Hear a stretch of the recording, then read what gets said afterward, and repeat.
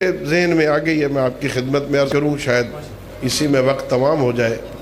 حضرت لقمان، زندگی گزارنا چاہتے ہو، دنیا اور آخرت بنانا چاہتے ہو نا، حضرت لقمان بہت بڑی ہستی، بعض روایتوں کے مطابق اللہ کے نبی ہیں، بعض روایتوں کے مطابق حکیم اور دانا ہیں، لیکن ہے اتنا نیک آدمی، اللہ نے پورا سورہ قرآن میں اس کے نام پہ نازل کر دی۔ سورہ لقمان قرآن میں اپنے بیٹے کو نصیحتیں کرتے ہیں، بہت دانا آدمی۔ حضرت لقمان اپنے بیٹے سے کہتے ہیں، یا بنیا انی خدمت 4,000 نبی، میرے بیٹے میں نے 4,000 نبیوں کی خدمت کی۔ جاگ رہے ہو؟ کتنی؟ 4,000 نبیوں کی خدمت کی۔ وَأَخَذْتُ مِنْهُمْ 8 کلمات، 4,000 نبیوں سے میں نے 8 باتیں سیکھی ہیں۔ کتنی؟ اگر ان 8 باتوں پہ بیٹا عمل کر لینا، تیری دنیا بھی سنور جائے گی، آخرت بھی سنور جائے گی۔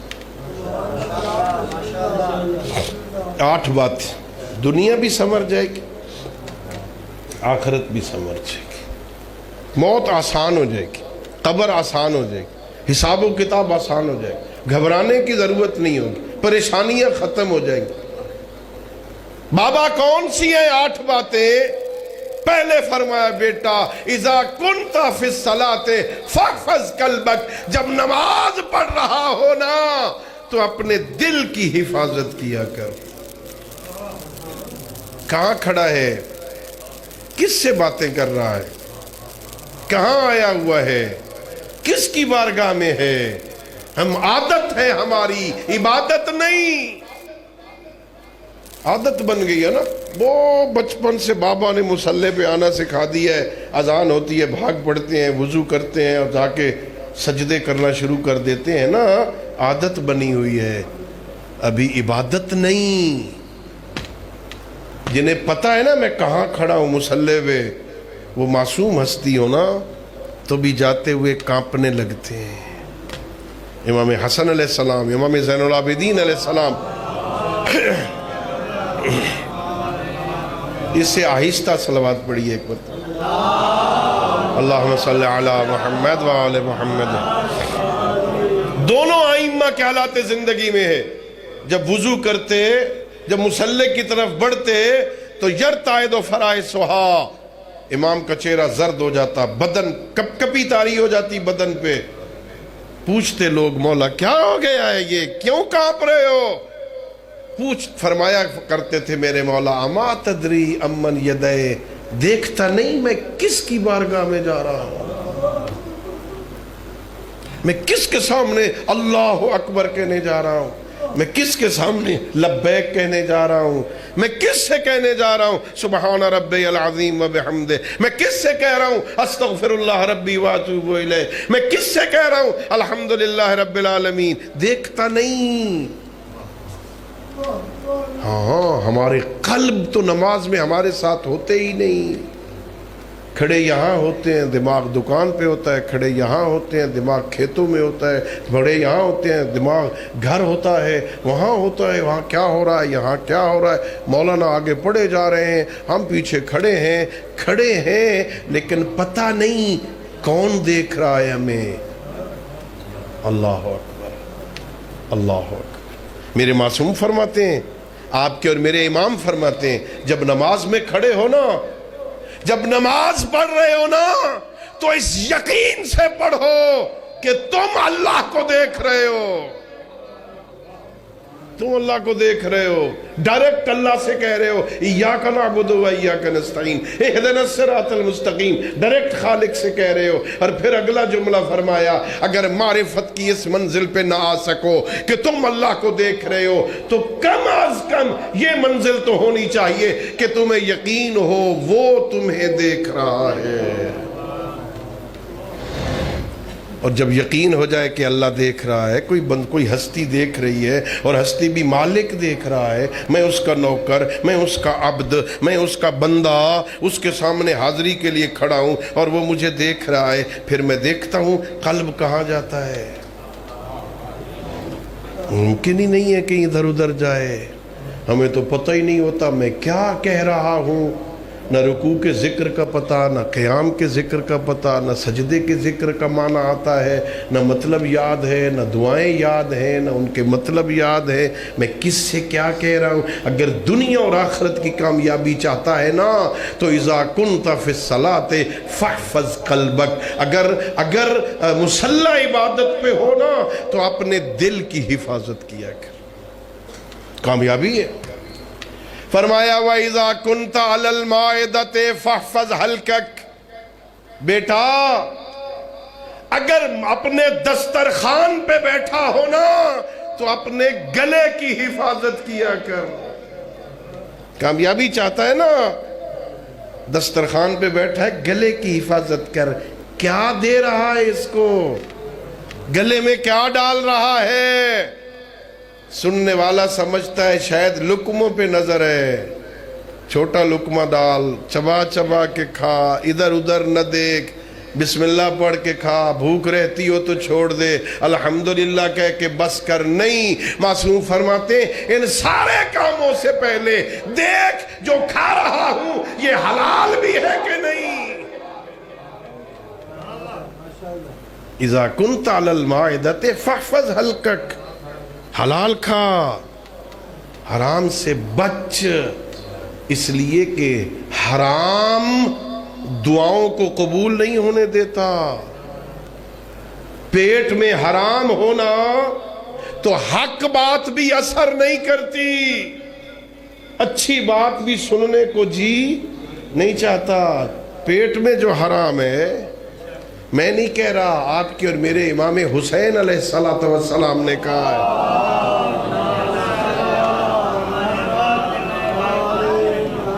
میرے امام روز عاشور گھوڑے کی رکابوں پہ زور دے کے زین پہ کھڑے ہوئے، فوج اشقیاء کو خطاب کیا، لوگو مجھے کیوں مارتے ہو؟ میں تمہارے نبی کا بیٹا نہیں ہوں؟ میرے علاوہ کوئی ہے اس دنیا میں اس وقت تمہارے نبی کا بیٹا؟ میں ہی تو ہوں اکیلا. میں علی کا بیٹا ہوں، میں زہرا کا بیٹا ہوں، کیوں مارتے ہو؟ میں نے کوئی دین بدلا ہے، میں نے کوئی شریعت بدلی ہے، میں کیوں مارتے ہو؟ پھر میرے مولا نے خود فرمایا، ہاں لیکن تم پر میری بات اثر نہیں کرے گی. لِأَنَّ بُطُونَكُمْ مَمْلُوَةٌ مِّنَ الْحَرَامِ، اس لیے کہ تمہارے پیٹ حرام سے بھرے ہوئے ہیں. پیٹ میں حرام ہونا تو امام معصوم کی بات بھی اثر نہیں کرتی. لہذا اذا کنت علی المائدۃ فاحفظ حلقک، جب دسترخوان پہ بیٹھا ہونا تو گلے کی حفاظت کیا کر. حلال کھا، بچوں کو حلال کھلا. قرآن کہتا ہے شیعہ وہ نہیں جو اکیلا جنت چلا جائے. ذمہ داریاں وسیع ہیں شیعوں کی. اللہ قرآن میں کہتا ہے یا ایھا الذین آمنوا قوا انفسکم واہلیکم نارا وقودھا الناس والحجارہ. اے ایمان والو، اے کلمہ پڑھنے والو، اے علی کی ولایت کا اقرار کرنے والو، اپنے آپ کو بھی اور اپنے بچوں کو بھی جہنم سے بچاؤ. اکیلا بچ جانا کمال نہیں، ذمہ داری ہے اپنے بچوں کو بھی بچا. انہیں حرام نہ کھلا. حرام کھلائے گا نا پھر سجدوں میں. یہ کیوں نماز میں لطف نہیں آتا ہمیں؟ اللہ اکبر. معصوم سے کسی نے پوچھا، مولا دعائیں کر کر کے تھک گیا ہوں، قبول ہی نہیں ہوتی ہیں. مانگ مانگ کے برا حال ہو گیا میرا، عرصہ ہو گیا دعائیں کر رہا ہوں، قبول ہی نہیں ہو رہی. میرے آقا نے فرمایا جب تیری دعا قبول نہ ہو رہی ہو نا تو اپنے دسترخوان پہ غور کیا کر، کہیں حرام تو نہیں کھاتا. حرام سے مراد صرف شراب ہے؟ بولو. حرام سے مراد یہ کوئی مردار کھا رہا ہے وہ حرام ہے؟ نہیں نہیں، کسی فقیر کا، کسی غریب کا، کسی یتیم کا، کسی مسکین کا، کسی بہن کا، کسی بیٹی کا حق مار کے کھانا بھی تو حرام ہے نا. حرام کھا رہا ہے تو دعاؤں میں اثر کہاں ہوگا؟ حرام کھا رہا ہے تو عبادت میں مزہ کیسے آئے گا؟ پھر سجدے میں لطف کیسے آئے گا؟ یہ جو قرآن پڑھنے کو جی نہیں چاہتا، یہ جو نماز پڑھنے کو جی نہیں چاہتا، یہ سجدہ کرنے میں لطف نہیں آتا، سجدہ کرتا ہوں لیکن مزہ نہیں آتا، معصوم فرماتے ہیں حرام سے بچا اپنے آپ کو۔ اذا كنت على المائدة فاحفظ حلقك، جب دسترخوان پہ بیٹھا ہونا اپنے گلے کی حفاظت کر، حرام نہ کھا۔ اللہ اکبر۔ تیسرا جملہ فرمایا بیٹا اذا كنت بین الناس فاحفظ لسانک، دنیا چاہتا ہے نا ٹھیک ہو جائے، آخرت چاہتا ہے نا بچ جائے۔ جب مجمع لگا کے بیٹھا ہونا، جب لوگوں کے جھرمٹ میں بیٹھا ہونا، جب ڈیرے پہ بیٹھا ہونا، جب بیٹھک میں بیٹھا ہونا، جب دوستوں کی محفل میں بیٹھا ہونا، جب پارک میں بیٹھ کر گپے لگا رہا ہونا، اس وقت اپنی زبان کی حفاظت کیا کر، آزاد نہ چھوڑ دے زبان کو، جو منہ میں آیا کہہ دیا، کسی کی غیبت کی، کسی پہ بہتان لگایا، کسی کی عزت پہ حملہ، کسی کی ناموس پہ حملہ، کبھی جھوٹ بول رہا ہے، کبھی گالیاں دے رہا ہے، کبھی بہتان لگا رہا ہے۔ فرمایا زندگی میں دنیا اور آخرت میں کامیابی چاہتا ہے نا، زبان کی حفاظت بول، کم بول۔ امیر المومنین علی ابن ابی طالب علیہ السلام کا فرمان ہے نہج البلاغہ میں، جس بندے کا عقل مکمل ہوتا ہے نا اس کی باتیں کم ہو جاتی ہیں، تھوڑا بولتا ہے وہ، ضرورت کا بولتا ہے وہ، جتنا لازم ہوتا ہے نا اتنا بولتا ہے۔ اور کیا خوب جملہ ہے، معصوم فرماتے ہیں اگر تیری کلام چاندی ہے نا تو تیرا چپ رہنا سونا ہے۔ تیری گفتگو چاندی ہے تو تیرا چپ رہنا سونا ہے۔ خاموش ہو، تھوڑا بول، عقل مند، مومن، متقی تھوڑی باتیں کرتا ہے، فضول باتیں نہیں کرتا ہے۔ اور جب لوگوں میں بیٹھا ہونا اپنی زبان کی، یہ زبان بہت خطرناک ہے۔ انسان کے اس بدن میں جتنے اعضاء ہیں نا، سارے اعضاء میں سے خطرناک ترین عضو زبان ہے۔ دیکھو نا اللہ نے کیسے خلق کیا ہے اس کو، اسے خلق کر کے اللہ نے 32 محافظوں کے اندر جکڑ دیا ہے۔ ایسا کوئی اور عضو اللہ نے پیدا نہیں کیا۔ اطراف میں 32 دانت خلق کر، ادھر ادھر نہیں ہونا، تھوڑی سی ادھر ہوتی ہے فوراً دانت اس کو روکتے ہیں، ایسی خطرناک ہے۔ میں ایک کتاب پڑھ رہا تھا علم نفسیات کی، اس میں لکھا تھا کہ جب صبح ہوتی ہے نا، صبح، اچھا یہ حکم شریعت بھی ہے، جب صبح سو کے اٹھو نا گھر میں تو آپ کے کمرے میں، آپ کے حجرے میں جو ساتھی ہو نا اٹھتے ہی اسے سلام کرو۔ یہ بہت مشکل کام ہے نا، ظاہر ہے اب اگر بیٹی آپ کے ساتھ سوئی ہے تو اسے سلام کرو، بیٹا سویا ہوا ہے تو اسے اٹھو سلام کرو، السلام علیکم بیٹا اٹھو نماز کا وقت ہو گیا ہے۔ اچھا ہمارے ہاں تو تربیت بھی ایسی ہے نا، عجیب ہے نا، اللہم صلی علی محمد وعلی محمد وعجل فرج آل محمد۔ اچھا میں مجالس میں عرض کرتا ہوں، جب شام کو رات کو دیر ہو رہی ہو نا تو مائیں سلاتی ہیں بچوں کو، سو جاؤ بیٹا سو جاؤ، صبح سکول جانا ہے، سو جاؤ صبح آفس نہیں جانا، سو جاؤ صبح دکان پہ نہیں جانا۔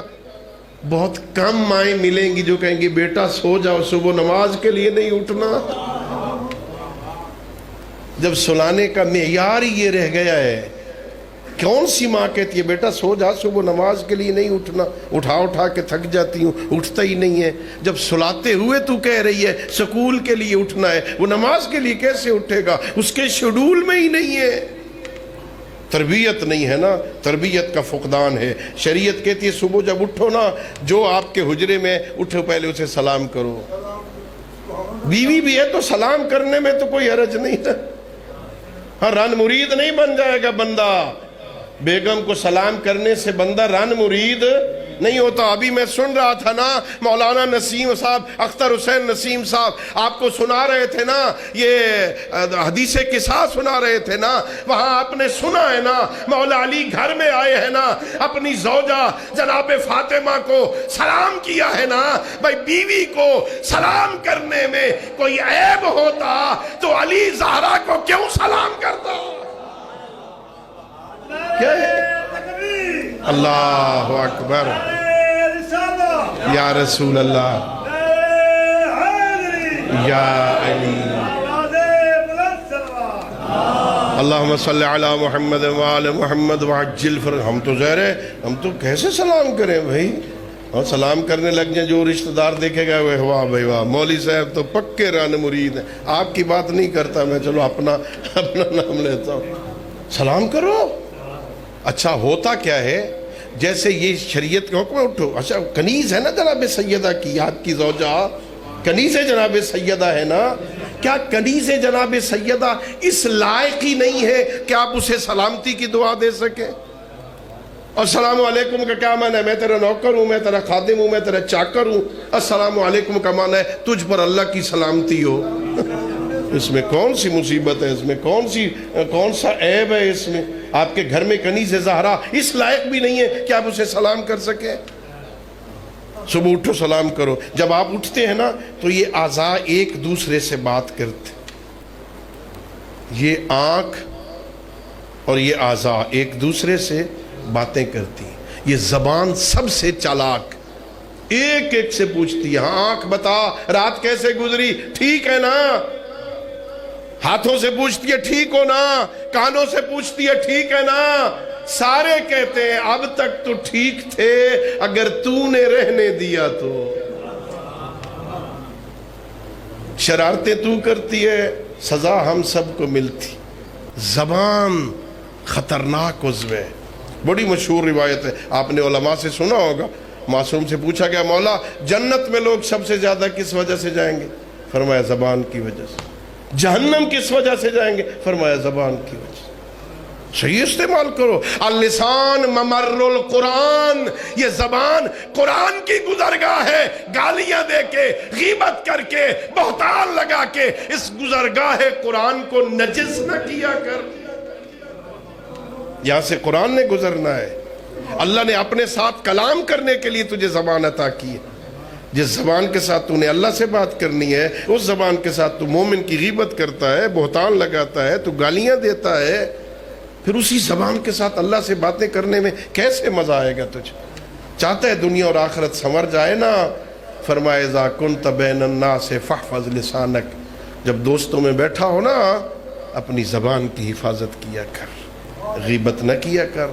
میں نے یہیں آپ کے زینبیہ میں کسی مجلس میں کہا تھا, ہمارے ایک بہت بڑے عالم دین گزرے ہیں, انہوں نے اپنے بیٹے کے لیے کتاب لکھی, ہاں آئینہ رہنمائی, ایک ہدایت کے لیے اپنے بچے کے لیے انہوں نے کتاب لکھی. اس میں لکھا بیٹا جھوٹ نہیں بولنا, بیٹا فلاں نہیں کرنا, ایاک ول, ایک لکھتے کہتے ایاک والغیبت, بیٹا غیبت نہ کرنا, میرے بچے غیبت نہ کرنا. بیٹا غیبت کے دو نقصان ہوتے ہیں, دوہرا نقصان ہے.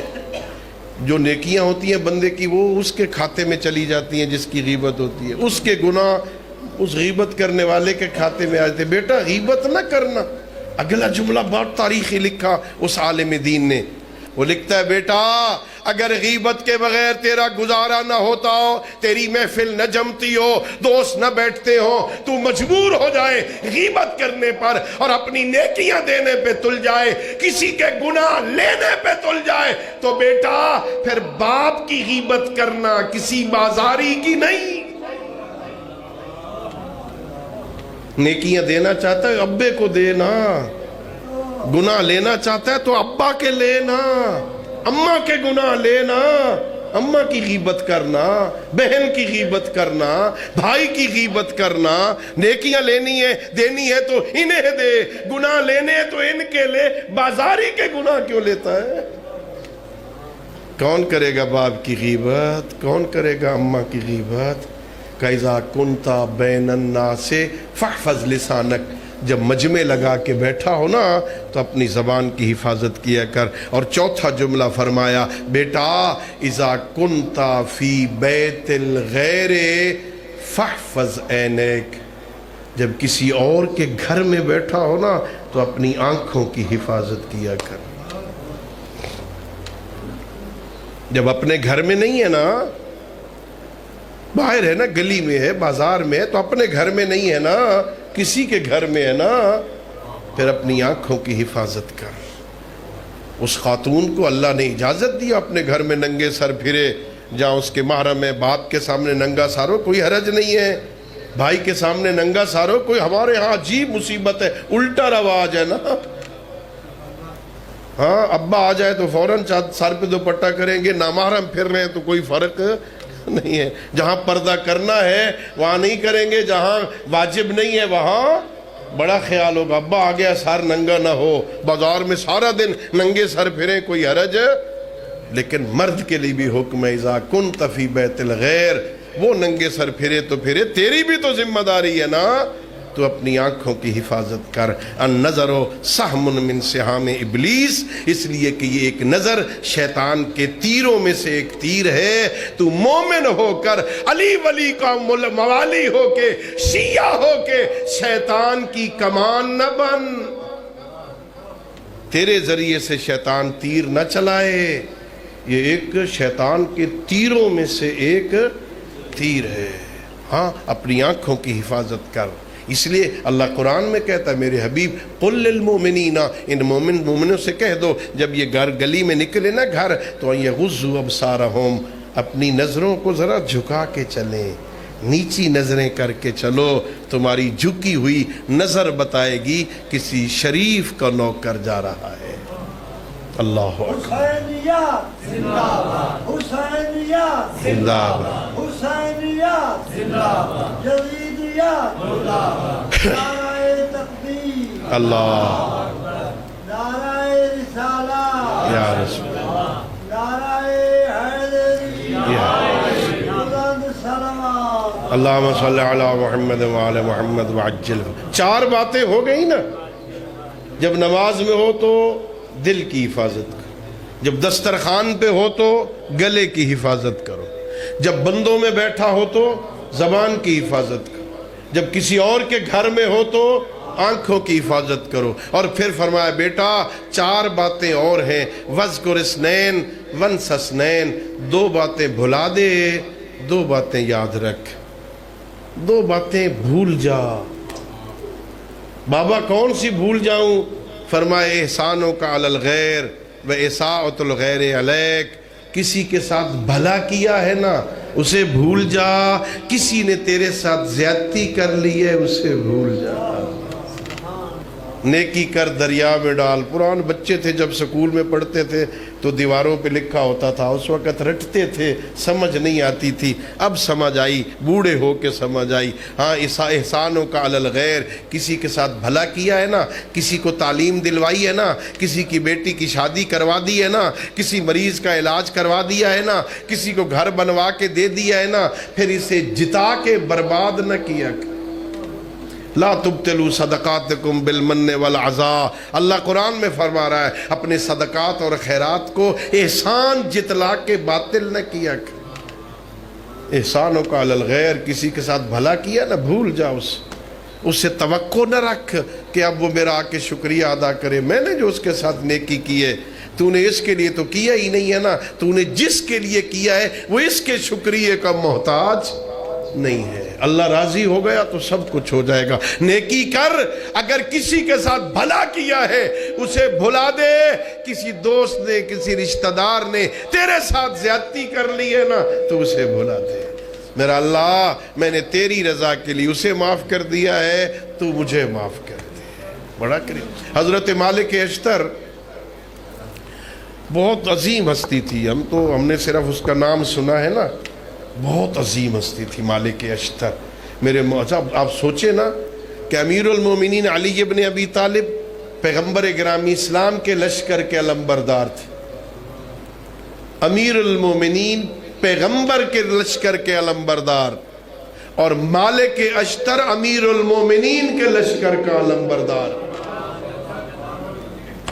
بہت بڑی ہستی ہے مالک اشتر. المالک و مل مالک، تمہیں کیا پتا یہ مالک کیا ہے؟ نہج البلاغہ میرے امیر فرماتے ہیں یہ مالک اشتر اگر پہاڑ ہوتا نا، اتنا اونچا ہوتا اس کے اوپر سے پرندہ بھی پرواز نہ کر سکتا. اگر یہ چٹان ہوتا، اتنی مضبوط چٹان ہوتا، دنیا کی کوئی شے اسے توڑ نہ سکتی.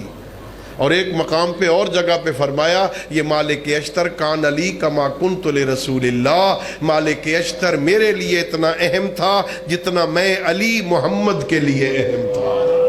اللہ اکبر، اتنی اہم ہستی مالک اشتر. ایک دفعہ گزر رہے ہیں، بازار کوفہ سے گزر رہے ہیں، اللہ اکبر، ایک بندہ بیٹھا غیبت کر رہا، مالک اشتر کی غیبت کر رہا. بندے ہوتے ہیں بیچارے برداشت نہیں کر سکتے. مالک اشتر اپنے کانوں سے سن کے آگے گزر گئے. دکان والے نے پوچھا جانتا ہے مالک اشتر کو؟ کہ نہیں میں نے دیکھا نہیں ہے. کئی ایسے بھی ہیں بغیر دیکھے، بغیر پڑھے، بغیر سنے، بغیر سمجھے برا بھلا کہتے ہیں کہ میں نے دیکھا تو نہیں آج تک مالک ہے. کہا ابھی تیرے پیچھے سے گزر کے گیا، سن کے گیا، تو کیا کہہ رہا؟ بس پھر پتا تو پانی ہو جاتا نا. پتہ مالک اشتر آیا ابھی پوچھتا ہے تجھ سے. گھبرا گیا، دوڑا مالک اشتر کے پیچھے. لکھا مورخین نے کہ وہ پیچھے پیچھے آیا، پتہ کرتا کرتا دیکھا تو مالک اشتر مسجد میں نماز پڑھ رہے تھے. یہ کھڑا ہو گیا، انہوں نے 2 رکعت نماز ختم کر کے دعا کے لیے ہاتھ اٹھائے. میرا اللہ، تیرے بندے نے ابھی بازار میں میری غیبت کی تھی، میں تیری رضا کے لیے اسے معاف کرتا ہوں، تو مجھے معاف کرتے ہیں. اللہ اللہ، احسانک علی الغیر و اساءۃ الغیر علیک. کوئی برائی کرے نا، کوئی رشتہ دار برا بھلا کہہ بھی لینا، پھر اسے دشمنی کی بنیاد نہ بنا لے، اسے معاف کر، اللہ رب العزت تجھے معاف کر دے گا. اور یہ بہت ساری دنیا کے جھمیلوں کو ختم کرنے کا، دنیا کی لڑائیوں کو ختم کرنے کی ایک بہترین بنیاد ہے جو حضرت لقمان بتا رہے. کر لیا زیادتی بھائی نے، کر لیا زیادتی بہن نے، کر لیا زیادتی چچا نے، کوئی حرج نہیں ہے تو علی کا نوکر نا، میں اسے معاف کرتا ہوں، میرا اللہ تو معاف کر دے. یہ پچھلے دنوں ہمارے ایک بزرگ عالم دین کا انتقال ہوا، تو انگلینڈ گئے ہوئے تھے وہ، تو وہاں مکمل انہوں نے چیک اپ کرایا علامہ محمد حسین نجفی صاحب قبلہ نے.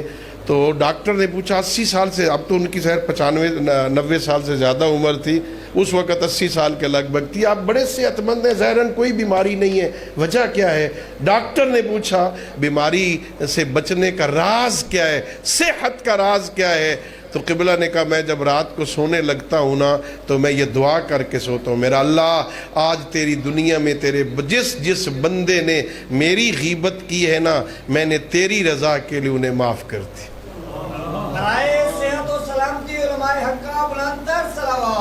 اللہم صلی علی محمد وآل محمد وآل. اساءۃ الغیر علیک، کوئی برائی کرے معاف کر. یہ 2 چیزیں بھول جا، وذکر اثنین، اور 2 چیزیں ہمیشہ یاد رکھ. بیٹا کون سی؟ فرمایا وذکر اللہ یا اذکر اللہ والموت. ایک اللہ کو یاد رکھ، ایک اپنی موت کو یاد رکھ. اگر اللہ بھی یاد رہے نا تو بندہ گناہ نہیں کرتا. بندہ بھول جاتا ہے جب اللہ کو نا، تب گناہ ہوتے ہیں. اور جب بندہ موت کو بھول جاتا ہے نا تب بندہ غلط کاریاں کرتا ہے. یہ 8 باتیں بیٹا یاد رکھ لے، ان پہ عمل کر، تیری دنیا بھی سنور جائے گی، تیری آخرت بھی سنور جائے گی. میرے دوستو، میرے عزیزو، میں نے